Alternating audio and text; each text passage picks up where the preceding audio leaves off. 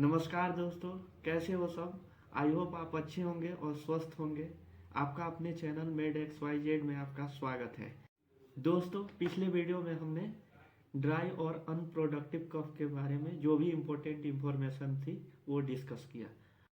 इस वीडियो में वेट और प्रोडक्टिव कफ के बारे में जो भी इम्पोर्टेंट इंफॉर्मेशन है हम आपसे डिस्कस करेंगे।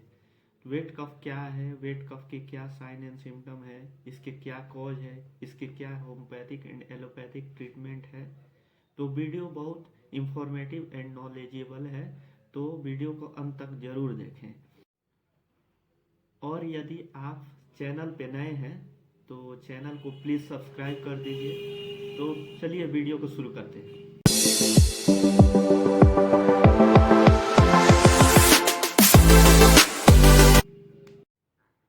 दोस्तों, वेट और प्रोडक्टिव कफ उसे कहते हैं जिसमें जब हम खांसते हैं तो म्यूकस का डिस्चार्ज होता है। म्यूकस को मेडिकल टर्म में स्प्यूटम या फ्लेग्म भी बोला जाता है। इसमें चेस्ट में पूरा टाइटनेस रहती है और चेस्ट पेन भी होता है। अब बात करते हैं इसके साइन एंड सिम्टम की। तो साइन एंड सिम्टम में शॉर्टनेस ऑफ ब्रेथ इसका मुख्य लक्षण होता है, जिसमें सांस लेने में बहुत ज़्यादा दिक्कत शुरू हो जाती है। जब हम खांसते हैं तो खांसने के वक्त घड़ घड़ की आवाज़ आती है और पेशेंट को ज़ोर ज़ोर से सांस लेना पड़ता है, उसको सांस लेने में दिक्कत शुरू हो जाती है। और इसके साथ फीवर और चेस्ट पेन भी होता है। चेस्ट में टाइटनेस रहता है, जैसे लगता है कोई चेस्ट पर प्रेशर लग रहा है। अब बात करते हैं इसकी कॉज की। तो कॉज में पहला होता है cold and flu. Cold and flu जो नॉर्मल मौसम चेंज होने पे सर्दी जुकाम खांसी वगैरह आना शुरू होता है, उसमें वेट कफ की प्रॉब्लम शुरू हो जाती है। ब्रोंकाइटिस में ब्रोंकियल ट्यूब्स में इन्फ्लेमेशन हो जाती है, उसमें सूजन आ जाती है। ब्रोंकियल ट्यूब्स वो होता है जो ऑक्सीजन को हमारे लंग्स तक पहुंचाता है। तीसरा इसका मुख्य कारण होता है न्यूमोनिया। न्यूमोनिया में पेशेंट के लंग्स में इन्फेक्शन हो जाती है। तीसरा इसका मुख्य कारण होता है COPD, chronic obstructive pulmonary disease, जिसमें दोनों फेफड़ों में इन्फेक्शन हो जाता है और उसका डैमेज होना शुरू हो जाता है और उसके साथ ब्रोंकियल ट्यूब्स का भी डैमेज होना शुरू हो जाता है। जो लोग स्मोकिंग वगैरह ज़्यादा करते हैं, जो सिगरेट वगैरह ज़्यादा पीते हैं, उनको ये समस्या बहुत ज़्यादा होती है COPD की। इसका एक कारण सिस्टिक फाइब्रोसिस भी होता है। सिस्टिक फाइब्रोसिस में लंग्स में एक्सेस म्यूकस का प्रोडक्शन होना शुरू हो जाता है और ये जन्मजात होता है, at the time of birth होता है। वेट कफ का एक मुख्य कारण अस्थमा भी होता है।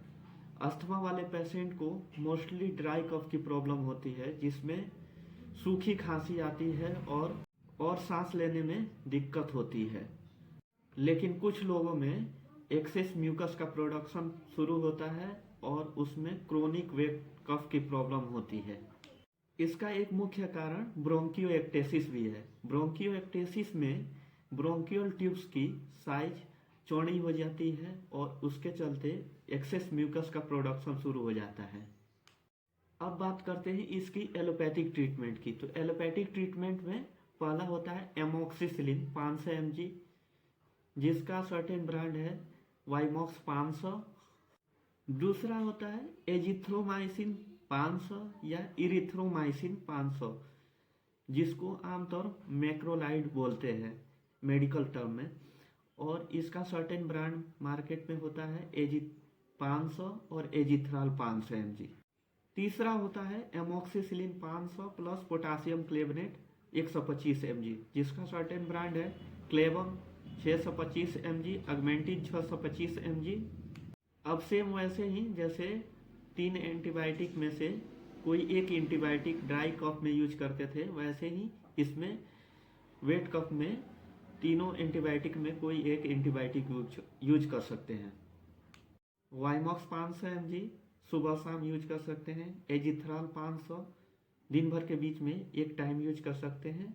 और amoxicillin plus potassium क्लेवनेट Clavam 625 mg ये सुबह शाम यूज कर सकते हैं according to severity of cough. चूँकि वेट कफ में शॉर्टनेस ऑफ ब्रेथ रहती है, सांस लेने में दिक्कत होती है और वीजिंग की समस्या भी होती है, घड़घड़ाहट की समस्या होती है। जैसे हम कफ करते हैं तो घड़घड़ाहट की आवाज़ आती है, तो उसके लिए ब्रोंकोडाइलेटर का यूज किया जाता है। तो ब्रोंकोडाइलेटर में एस्थेलिन 4 mg तीनों टाइम सुबह दोपहर शाम यूज कर सकते हैं, जिसका कॉम्पोजिशन होता है सल्बुटामोल, या डेरिफाइलिन 150 mg जो दोनों टाइम यूज कर सकते हैं, जिसका कॉम्पोजिशन होता है इटोफाइलिन एंड थियोफाइलिन। यदि सांस लेने में बहुत ज़्यादा दिक्कत हो तो आप इन्हेलर भी यूज कर सकते हैं। इन्हेलर में आता है एस्थेलिन या बुडाकोट। एस्थेलिन 1 से 2 पंप आप सुबह शाम यूज कर सकते हैं। म्यूकस को थिन करने के लिए, ताकि जब हम खांसे तो बलगम आसानी से निकल सके, उसके लिए 3 प्रकार की एक्सपेक्टोरेंट और म्यूकोलाइटिक ड्रग आती है, जिसका नाम एम्ब्रोक्सोल, गुआफेंसिन, ब्रोमहेक्सिन होती है। वेट कफ के लिए कुछ म्यूकोलाइटिक और एक्सपेक्टोरेंट सिरप आती है, जिसका सर्टेन ब्रांड होता है एस्कोरिल LS, ग्रीनलिंटस BM। कंपोजिशन होता है एम्ब्रोक्सोल, गुआफेंसिन और ब्रोमहेक्सिन। अब बात करते हैं इसकी होम्योपैथिक ट्रीटमेंट की। तो होम्योपैथिक ट्रीटमेंट में वेट कफ की सबसे बेस्ट मेडिसिन है एंटीमटाट। एंटीमटाट का खास लक्षण ये होता है कि इसमें एक्सेस म्यूकस का प्रोडक्शन होता है और इसमें सांस लेने में बहुत ज़्यादा दिक्कत होती है। दूसरी इसकी बेस्ट मेडिसिन है पल्सटीला। पल्सटीला में एलोइस म्यूकस का डिस्चार्ज होता है। इसकी एक बेस्ट मेडिसिन होती है कालीबाइक्रोमियम। इसको 2-2 बूंद तीनों टाइम यूज कर सकते हैं। इससे वेट कफ की समस्या बहुत ज़्यादा जल्दी ख़त्म होती है।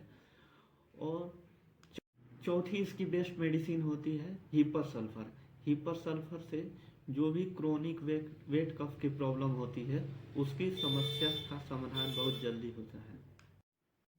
वेट कफ के बारे में जो भी इम्पोर्टेंट इंफॉर्मेशन थी हमने आपसे डिस्कस किया। उम्मीद है आपको वीडियो अच्छा लगा होगा तो वीडियो को लाइक कर दीजिए, शेयर और सब्सक्राइब कर दीजिए, और बगल में बेल आइकन का बटन है उसको दबाना ना भूलें, ताकि जब भी मैं वीडियो आपको नोटिफिकेशन मिलता रहे।